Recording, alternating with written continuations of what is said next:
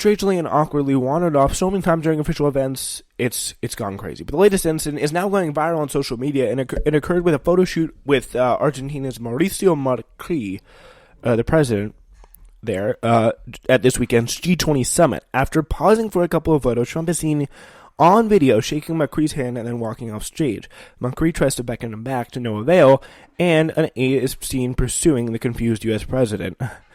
Apparently, the two leaders were supposed to have remained on stage again for a G20 group photo. Off camera, Trump appears to have muttered, "Get me out of here." Reporters started laughing.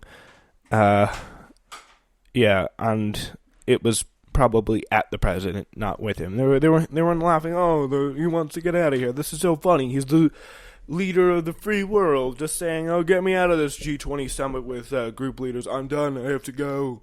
I'm done. I'm taking my toys. I'm gonna go home." Like, that's pretty much what it sounded like to me. He also did the same thing to Benjamin Netanyahu during a press conference in Israel. So this is the audio of that.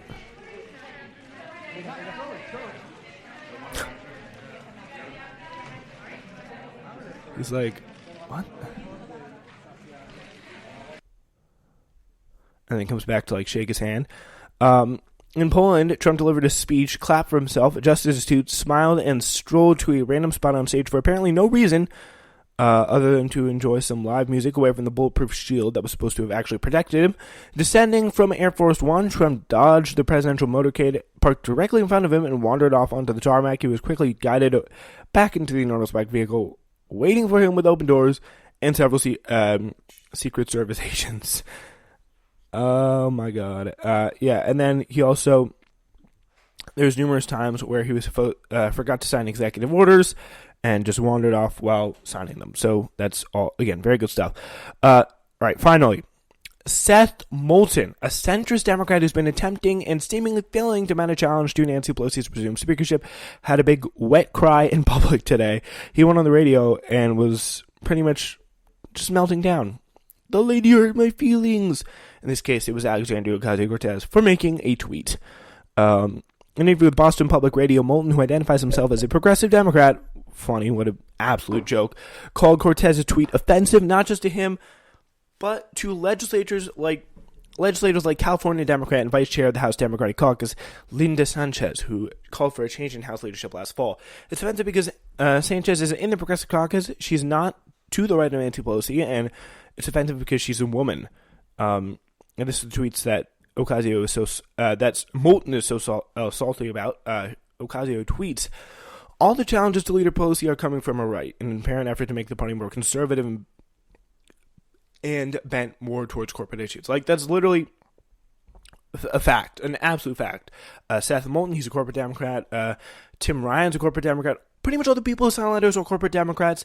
Doesn't matter if they're Progressive Caucus. The Progressive Caucus, as we know, is BS. There's incredible amount of people in the Progressive Caucus that are not progressive.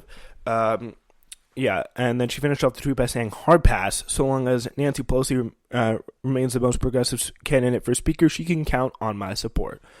And she is right about that. And she can, I guess she can, because right now Nancy Pelosi is the most progressive person for speaker, and there's really another way of putting it. So that's just probably gonna be the way it's supposed to be. That's going to have to be the way it is. And of course, Seth Moulton got all triggered about it. But again, this is not Bernie Sanders. This is people to the right wing, and just because supposedly Linda Sanchez is a Latino woman doesn't mean she is left wing. Okay, so like we gotta look at the facts here. These are challenges coming from the right wing and bending more towards corporate interests. There's tons of evidence to back that up. All right, we're running late, so we're gonna see you tomorrow.